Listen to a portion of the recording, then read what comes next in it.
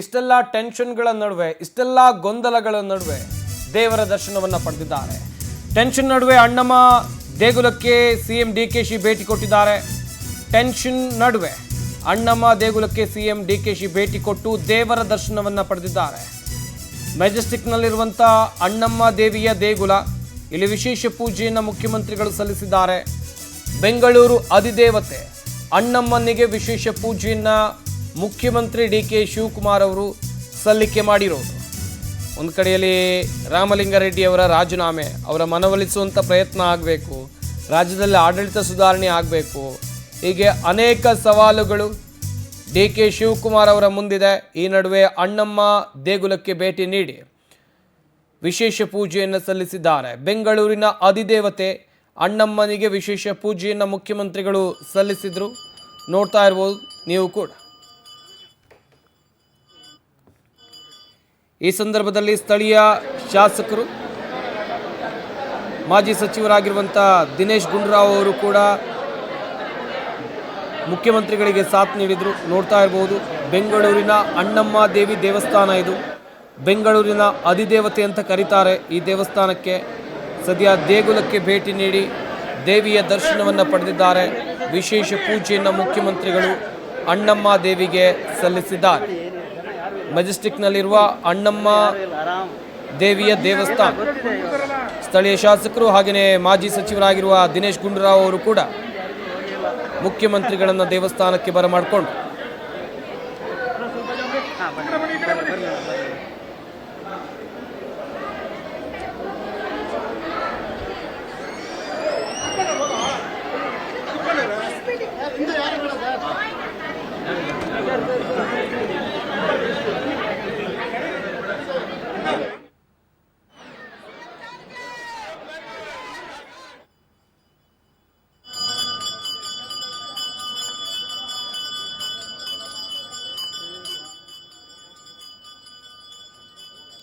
ದೃಶ್ಯದಲ್ಲಿ ನೀವು ನೋಡ್ತಾ ಇರೋದು ಬೆಂಗಳೂರಿನ ಅಧಿದೇವತೆ ಅಣ್ಣಮ್ಮ ದೇವಿಯ ದೇವಸ್ಥಾನ. ಡಿಕೆ ಶಿವಕುಮಾರ್ ಅವರು ಮುಖ್ಯಮಂತ್ರಿಯಾಗಿ ಅಧಿಕಾರ ಸ್ವೀಕರಿಸಿ ಆದಮೇಲೆ ಅಣ್ಣಮ್ಮ ತಾಯಿ ದೇಗುಲಕ್ಕೆ ಭೇಟಿಯನ್ನು ನೀಡಿ ಬೆಂಗಳೂರಿನ ಅಧಿದೇವತೆಯ ದರ್ಶನವನ್ನು ಪಡೆದಿದ್ದಾರೆ. ಈ ಸಂದರ್ಭದಲ್ಲಿ ಅವರನ್ನು ನೋಡೋಕೆ ಅಲ್ಲಿನ ಸ್ಥಳೀಯ ಕಾರ್ಯಕರ್ತರು, ಅವರ ಬೆಂಬಲಿಗರು ಮುಗಿಬಿದ್ದಿರೋ ದೃಶ್ಯಗಳನ್ನು ನೀವಿಲ್ಲಿ ನೋಡ್ತಾ ಇದ್ದೀರಿ.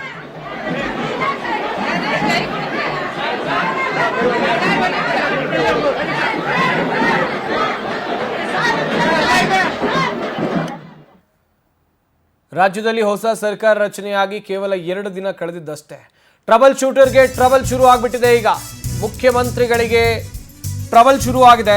ಸರ್ಕಾರ ರಚನೆಯಾದ 2 ದಿನಕ್ಕೆ ರಾಮಲಿಂಗಾರೆಡ್ಡಿ ರಾಜೀನಾಮೆಯಿಂದ ಡಿಕೆಶಿಗೆ ತೀವ್ರ ಮುಜುಗರ ಉಂಟಾಗಿದೆ.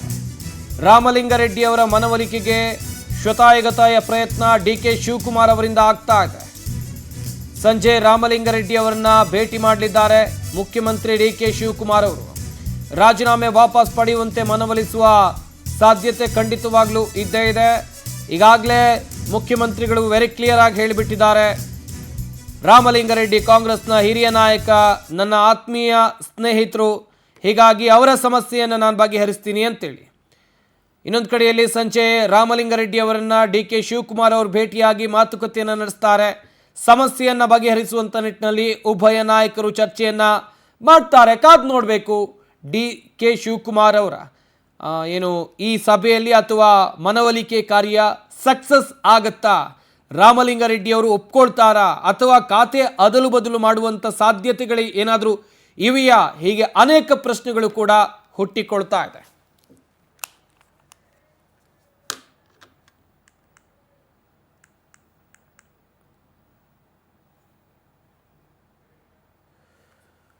ಸಚಿವ ಸ್ಥಾನಕ್ಕೆ ರಾಮಲಿಂಗಾರೆಡ್ಡಿ ಅವರು ರಾಜೀನಾಮೆಯನ್ನು ಕೊಟ್ಟಿದ್ದಾರೆ. ಹೈಕಮಾಂಡ್ಗೆ ಮಾಹಿತಿ ರವಾನೆ ಆಗಿದೆ ಎನ್ನುವ ಡೀಟೇಲ್ಸ್ ಇದೆ. ಹೈಕಮಾಂಡ್ ನಾಯಕರಿಗೆ ಮಾಹಿತಿಯನ್ನ ಮುಖ್ಯಮಂತ್ರಿ ಡಿಕೆ ಶಿವಕುಮಾರ್ ರವಾನೆ ಮಾಡಿದ್ದಾರೆ.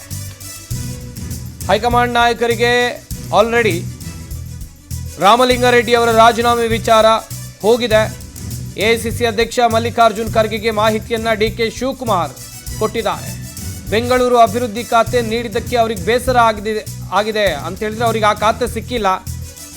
ನಾನು ನಿನ್ನೆ ಮನವೊಲಿಸುವ ಪ್ರಯತ್ನವನ್ನು ಕೂಡ ಮಾಡಿದೆ. ಸಿದ್ದರಾಮಯ್ಯನವರು ಕೂಡ ಅವರ ಮನವೊಲಿಸುವ ಎಲ್ಲ ಪ್ರಯತ್ನವನ್ನು ಮಾಡಿದರು. ಆದರೆ ಅದ್ಯಾವುದು ಫಲ ಕೊಡಲಿಲ್ಲ. ನಾವು ದುಡುಕಬೇಡಿ ಅಂತ ಹೇಳಿದ್ರು, ಅವರು ರಾಜೀನಾಮೆಯನ್ನು ಕೊಟ್ಟಿದ್ದಾರೆ. ಮಲ್ಲಿಕಾರ್ಜುನ್ ಖರ್ಗೆಗೆ ರಾಜ್ಯದ ಬೆಳವಣಿಗೆ ಕುರಿತಂತೆ ಮುಖ್ಯಮಂತ್ರಿ DK ಶಿವಕುಮಾರ್ ಅವರು ಎಲ್ಲ ವರದಿಯನ್ನು ಒಪ್ಪಿಸಿದ್ದಾರೆ ಎನ್ನುವಂಥ ಮಾಹಿತಿ ಇದೆ. ಅವರನ್ನು ಭೇಟಿಯಾಗಿದ್ವಿ. ಸಿದ್ದರಾಮಯ್ಯ ಕೂಡ ಮಾತುಕತೆಯನ್ನು ನಡೆಸಿದ್ದಾರೆ.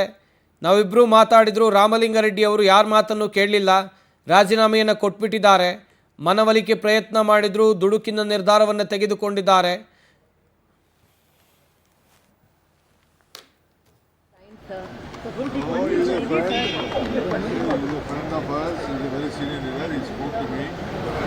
Wanted to, because he is not from the rural area. Yes, sir. He has been in rural portfolio of irrigation. It means that he needs something for the welfare of urban sector. Yes, sir. I speak to him, he is a great friend and an important leader. I will sort it out. Sir, they are also saying that his supporters and the Congress workers also are going to be resigning, sir. There is a word. Discipline is more important than everything.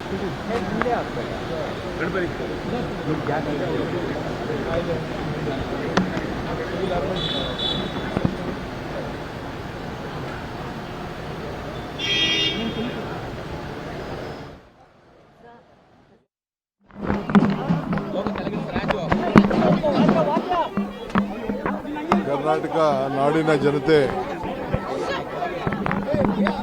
ನಮ್ಮ ಅಣ್ಣಮ್ಮ ದೇವಿ, ನಮ್ಮ ಬೆಂಗಳೂರಿನ ಗ್ರಾಮ ದೇವತೆ, ನಾಡಿನ ಗ್ರಾಮ ದೇವತೆ ಚಾಮುಂಡಿ ಇವತ್ತು ಬಂದು ಆ ತಾಯಿಗೆ ದರ್ಶನ ಮಾಡಿ ಆಶೀರ್ವಾದ ಪಡೆದು ಒಳ್ಳೆ ಸುಖ, ನೆಮ್ಮದಿ, ಶಾಂತಿ ಮತ್ತು ಒಳ್ಳೆ ಮಳೆ, ಸಮೃದ್ಧಿ ಬೆಂಗಳೂರು ನಗರ ಮತ್ತು ಇಡೀ ರಾಜ್ಯಕ್ಕೆ ಕೂಡ ಒಳ್ಳೆಯದಾಗಲಿ ಅಂಥೇಳಿ ಆ ಅಣ್ಣಮ್ಮ ಈ ಗ್ರಾಮ ದೇವತೆಯಲ್ಲಿ ನಾನು ಪ್ರಾರ್ಥನೆಯನ್ನು ಮಾಡಿದ್ದೇನೆ.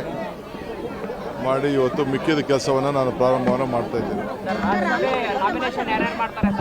ಅದು ಗೊತ್ತಾಗ್ತದೆ.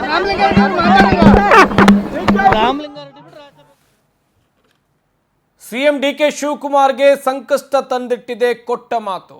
ತಮಗೆ ಕೊಟ್ಟ ಮಾತಿಗೆ ತಕ್ಕಂತೆ ಸಿಎಂ ಸ್ಥಾನಕ್ಕಾಗಿ DK ಶಿವಕುಮಾರ್ ಅವರು ಪಟ್ಟು ಹಿಡಿದರು. ಮುಖ್ಯಮಂತ್ರಿ DK ಶಿವಕುಮಾರ್ ಅವರಿಗೆ ಕೊಟ್ಟ ಮಾತಿನ ಸಂಕಷ್ಟ ಆಯಿತು. ಅವರು ಕೊಟ್ಟ ಮಾತಿನಂತ ಸಿಎಂ ಸ್ಥಾನಕ್ಕೆ ಪಟ್ಟು ಹಿಡಿದ್ರು. ಹೈಕಮಾಂಡ್ ಕೊಟ್ಟ ಮಾತು ಈಡೇರೋವರೆಗೂ ಕೂಡ ಅವ್ರು ಬಿಡಲಿಲ್ಲ. 2.5 ವರ್ಷದ ಬಳಿಕ ಪಟ್ಟು ಹಿಡಿದು ಸಿಎಂ ಸ್ಥಾನವನ್ನ ಗಿಟ್ಟಿಸಿಕೊಂಡ್ರು. 3 ವರ್ಷ ಆಯಿತು. ಹಾಗೆಯೇ ತಾವು ರಾಮಲಿಂಗಾರೆಡ್ಡಿ ಅವರಿಗೆ ಕೊಟ್ಟ ಮಾತು ಮರೆತ್ರ DK ಶಿವಕುಮಾರ್ ಅವರು ಇಲ್ಲಿ 2023ರಲ್ಲಿ ಬೆಂಗಳೂರು ನಗರಾಭಿವೃದ್ಧಿಗೆ ರಾಮಲಿಂಗಾರೆಡ್ಡಿ ಅವರು ಪಟ್ಟು ಹಿಡಿದಿದ್ರು. ಸಿದ್ದರಾಮಯ್ಯ ಸಂಪುಟದಲ್ಲಿ ಬೆಂಗಳೂರು ಉಸ್ತುವಾರಿಗೆ ಪಟ್ಟು ಹಿಡಿದಿದ್ರು.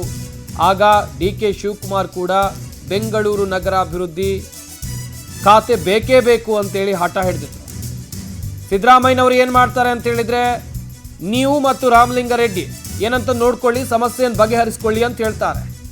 ಅದರಂತೆ ರಾಮಲಿಂಗಾರೆಡ್ಡಿ ಮನೆಗೆ ತೆರಳಿ DK ಶಿವಕುಮಾರ್ ಅವರು ಆಗ DCM ಆಗಿದ್ರು, ಮನವೊಲಿಸುವ ಪ್ರಯತ್ನವನ್ನು ಕೂಡ ಮಾಡಿದ್ರು.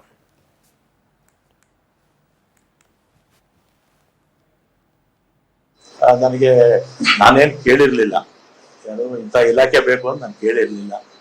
ಅವರೇ ಕರೆದು ಕೊಡ್ತೀನಿ ಅಂತ ಹೇಳಿದ್ರು. ಆಮೇಲೆ ನನ್ನ ಬೇಡ, ನಾನು ಮಂತ್ರಿಮಂಡಲದಲ್ಲಿ ಇರೋದಿಲ್ಲ ಅಂತ ನಾನು ಹೇಳಿದೆ. ಆಮೇಲೆ ನಮ್ಮ ಈಗಿನ ಮುಖ್ಯಮಂತ್ರಿಗಳು ಯಾರು, ನಮ್ಮ ಶಿವಕುಮಾರ್ ಅವರು ಮತ್ತೆ ಅವರ ಸಹೋದರ DK ಸುರೇಶ್, ಇವರೆಲ್ಲ ನಮ್ಮ ಮನೆಗೆ ಬಂದು 2.5 ವರ್ಷ ಆದ್ಮೇಲೆ ನಾನೇ ಚೀಫ್ ಮಿನಿಸ್ಟರ್ ಆಗ್ತೀನಿ, ಆಗ ನಿನಗೆ ಈ ಪೋರ್ಟ್ಫೋಲಿಯೋ ಬಿಟ್ಕೊಡ್ತೀನಪ್ಪ ಅಂತ. ನಾನು ಸಾಯಂಕಾಲ 4 ಗಂಟೆವರೆಗೂ ಇದ್ರು ನಮ್ಮ ಮನೇಲಿ. ಅಲ್ವೇನಪ್ಪ, ಸಂಜೆ 4 ಗಂಟೆವರೆಗೂ ನಮ್ಮ ಮನೇಲಿ ಇದ್ರು. ನೀವು ಮಾಧ್ಯಮದವರೆಲ್ಲ ಇದ್ರಿ ಅವತ್ತು, ಎಲ್ಲ ನಮ್ಮ ಮನೆ ಮುಂದೆನೆ ಇದ್ರು. ನಾನು ಆಯ್ತು ಅಂತ ಸುಮ್ಮನೆ ಆದೆ. ಮತ್ತೆ ಮೊನ್ನೆ 25ರಲ್ಲಿ ಅವರು CM ಆಗಿ ತಗೋಬೇಕು, ಅದರ ಹಿಂದಿನ ದಿನಾನೇ ನಾವು ಹೋಗಿದ್ವಿ. ನಾನು ಕೃಷ್ಣರಾಜ್ ಅವರು ಇಲ್ಲೇ ಇದ್ದಾರೆ, ಅವ್ರಿಗೆ MLC ಸೀಟ್ಗೆ ರೆಕಮೆಂಡೇಶನ್ ಮಾಡೋದಕ್ಕೆ ಹೋಗಿದ್ದೆ ಕೃಷ್ಣರಾಜ್ ಅವರಿಗೆ. ಆಮೇಲೆ ಕೃಷ್ಣರಾಜ್ ಅವರು ಅವ್ರ ವಿಚಾರ ಮುಗಿದ ಮೇಲೆ ನಾವಿಬ್ಬರೇ ಪರ್ಸನಲ್ ಆಗಿ ಕೂತಿದ್ದಾಗ ನಾನೇನು ಇವ್ರನ್ನು ಯಾರು ಶಿವಕುಮಾರ್ ಅವ್ರನ್ನು ಕೂಡ ನಾನು ಮಂತ್ರಿ ಮಾಡ್ಕೊಳ್ಳಿ ಅಂತ ಕೇಳಲಿಲ್ಲ, ಅಥವಾ ಸಿದ್ದರಾಮಯ್ಯನವ್ರ ಹತ್ರ ಹೋಗಿ ನಾನು ಮಂತ್ರಿ ಮಂಡಲದಲ್ಲಿ ಸೇರಿಸಿ ಅಂತ ಹೇಳಲಿಲ್ಲ, ಅಥವಾ ಹೈಕಮಾಂಡ್ಗೆ ಹೋಗಿ ನನ್ನ ಮಂತ್ರಿ ಮಾಡಿ ಅಂತ ನಾನೇನು ಕೇಳಿರಲಿಲ್ಲ. ಮಾಡಿದ್ದಾರೆ, ಸಂತೋಷ. ಮತ್ತೆ ಅವತ್ತೇ ಶಿವಕುಮಾರ್ ಬೆಂಗಳೂರು ಪೋರ್ಟ್ಫೋಲಿಯೋ ನಿನಗೆ ಕೊಡ್ತೀನಪ್ಪ ಅಂತ ಹೇಳಿದ್ರು. ಆಯ್ತು ಅಂತ ಬಂದೆ. ನಾನು ಅದನ್ನು ಕೇಳಿರ್ಲಿಲ್ಲ, ಅವ್ರಿಗೆ ಅದನ್ನು ಕೇಳಿಲ್ಲ, ಅವರೇ ವಾಲಂಟಿಯರ್ ಆಗಿ ಹೇಳಿದ್ರು.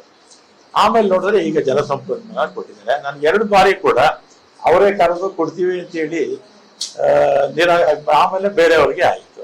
25ನೇ ತಾರೀಕು ಮಾತಾಡಿದ್ಮೇಲೆ ನಾನೇನು ಕೇಳಿರ್ಲಿಲ್ಲ, ಏನು ಇಂಥ ಇಲಾಖೆ ಬೇಕು ಅಂತ ನಾನು ಕೇಳಿರ್ಲಿಲ್ಲ. ಅವರೇ ಕರೆದು ಕೊಡ್ತೀನಿ ಅಂತ ಹೇಳಿದ್ರು. ಆಮೇಲೆ ನನ್ನ ಮಂತ್ರಿಮಂಡಲದಲ್ಲಿ ಇರೋದಿಲ್ಲ ಅಂತ ನಾನು ಹೇಳಿದೆ.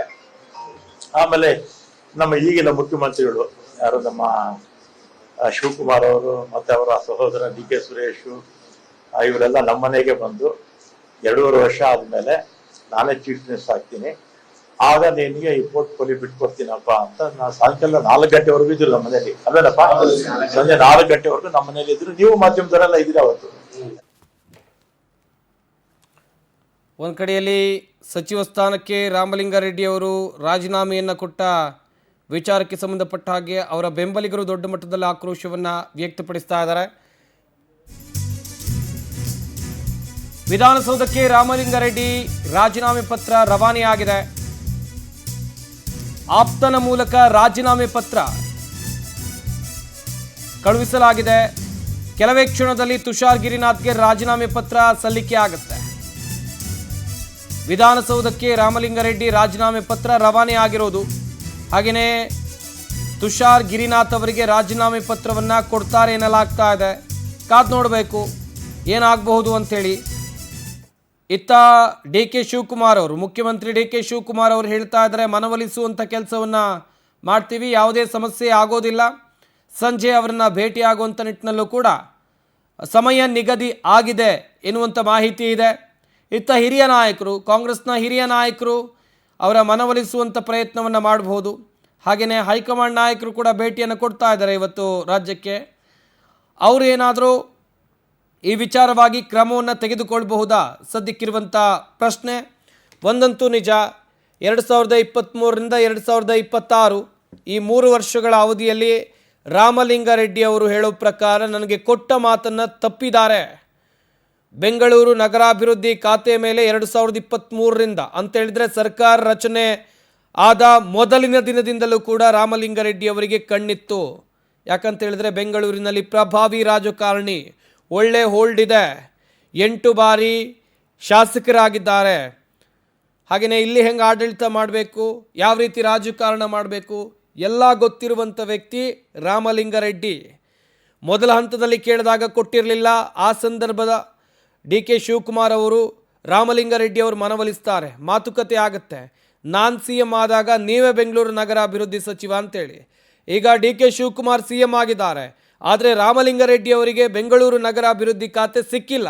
ಇದಕ್ಕಾಗಿ ಅಸಮಾಧಾನವನ್ನು ರಾಮಲಿಂಗಾರೆಡ್ಡಿ ಅವರು ವ್ಯಕ್ತಪಡಿಸಿ ಸಚಿವ ಸ್ಥಾನಕ್ಕೆ ರಾಜೀನಾಮೆಯನ್ನು ಕೊಟ್ಟಿದ್ದಾರೆ. ಸದ್ಯ ರಾಜೀನಾಮೆ ಪತ್ರ ರವಾನೆ ಆಗಿದೆ ವಿಧಾನಸೌಧಕ್ಕೆ ಎನ್ನುವ ಮಾಹಿತಿ ಇದೆ. ರಾಮಲಿಂಗಾರೆಡ್ಡಿ ಅವರು ತಮ್ಮ ನಿರ್ಧಾರದ ಬಗ್ಗೆ ಸ್ಪಷ್ಟವಾಗಿ ಹೇಳಿದ್ದಾರೆ. ಕಾಂಗ್ರೆಸ್ ಪಕ್ಷಕ್ಕಾಗಿ ನಾನು ಕಾಲೇಜು ದಿನಗಳಿಂದ ದುಡಿದಿದ್ದೀನಿ, ಆದರೆ ನನಗೆ ಈ ಹಂತದಲ್ಲಿ ಬೇಕಾದ ಸ್ಥಾನಮಾನವನ್ನು ಸರ್ಕಾರ ಕೊಟ್ಟಿಲ್ಲ, ಮುಖ್ಯಮಂತ್ರಿಗಳು ಕೊಟ್ಟಿಲ್ಲ. ಇದು ಅವರ ಅಸಮಾಧಾನಕ್ಕೆ ಕಾರಣ ಆಗಿರೋದು. 2023ರಿಂದಲೂ ಕೇಳ್ತಾ ಇದ್ದಾರೆ. ಬಟ್ ಈ ಬಾರಿ ಎಕ್ಸ್ಪೆಕ್ಟೇಷನ್ ಇತ್ತು, ಅವರಿಗೆ ನಿರೀಕ್ಷೆ ಖಂಡಿತವಾಗ್ಲೂ ಇತ್ತು. DK ಶಿವಕುಮಾರ್ ಸಂಪುಟಕ್ಕೆ ಬ್ಯಾಕ್ ಟು ಬ್ಯಾಕ್ ಶಾಕ್ ಎದುರಾಗ್ತಾ ಇದೆ. DK ಸಂಪುಟದಲ್ಲಿ 2ನೇ ದಿನಕ್ಕೆ ಸ್ಫೋಟವಾಯಿತು ಅಸಮಾಧಾನ. ರಾಮಲಿಂಗಾರೆಡ್ಡಿ ಬಳಿಕ KH ಮುನಿಯಪ್ಪ ತೀವ್ರ ಬೇಸರವನ್ನು ವ್ಯಕ್ತಪಡಿಸ್ತಾ ಇದ್ದಾರೆ. ಆಹಾರ ಖಾತೆ ನೀಡಿದ್ದಕ್ಕೆ ಬೇಸರವನ್ನು ಹೊರಹಾಕಿದ್ದಾರೆ KH ಮುನಿಯಪ್ಪ. AICC ಅಧ್ಯಕ್ಷರಿಗೆ ಮನವಿಯನ್ನ ಮಾಡೋದಾಗಿ ಮುನಿಯಪ್ಪ ಹೇಳ್ತಾ ಇದ್ದಾರೆ. ಈ ರೀತಿ ಮಾಡಿದ್ರೆ 2028ರ ಚುನಾವಣೆಯಲ್ಲಿ ಕಷ್ಟ ಆಗುತ್ತೆ. ಆಹಾರ ಖಾತೆ ನೀಡಿದ್ದಕ್ಕೆ ಬೇಸರ ವ್ಯಕ್ತಪಡಿಸ್ತಾ ಇದ್ದಾರೆ.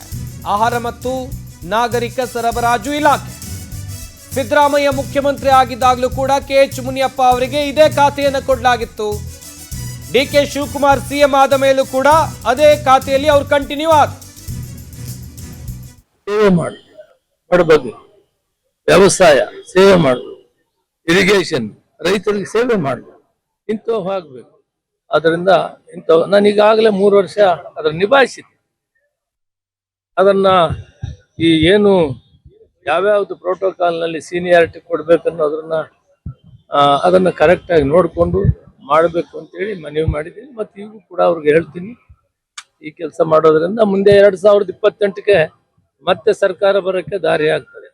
ಗೊಂದಲವಾಗಬಾರ್ದು. ಈಗಾಗಲೇ ಮನವಿ ಮಾಡಿದ್ದೀನಿ, ಸರಿ ಮಾಡ್ತಾರೆ ಅಂತ ಭಾವಿಸಿದ್ದೀನಿ.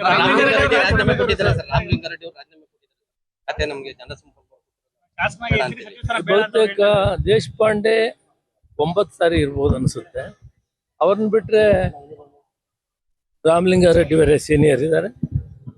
ಇವೆಲ್ಲನೂ ಕುಂತು ಇವತ್ತು ನಮ್ಮ ಡಿ ಕೆ ಶಿವಕುಮಾರ್ ಅವರು ಮುಖ್ಯಮಂತ್ರಿ, ಹೊಸದಾಗಿ ಆಗಿರುವಂತ ಹರಿಪ್ರಸಾದ್ ಅವರು ಇವರನ್ನ ವಿಶ್ವಾಸಕ್ಕೆ ತೆಗೆದುಕೊಂಡು ಇಲ್ಲಿ ಮೂಲಭೂತವಾಗಿ ಯಾರ್ಯಾರಿಗೆ ಯಾವ ಸ್ಥಾನಮಾನ ಕೊಟ್ಟರೆ ಮುಂದೆ 2028 ಸರ್ಕಾರ ಬರ್ತದೆ ಅನ್ನೋದನ್ನ ಚಿಂತನೆ ಮಾಡಿ ಮರುಪರಿಶೀಲನೆ ಮಾಡಿ ಕರೆಕ್ಟ್ ಮಾಡಬೇಕು ಅಂತ ನಾನು ಮನವಿ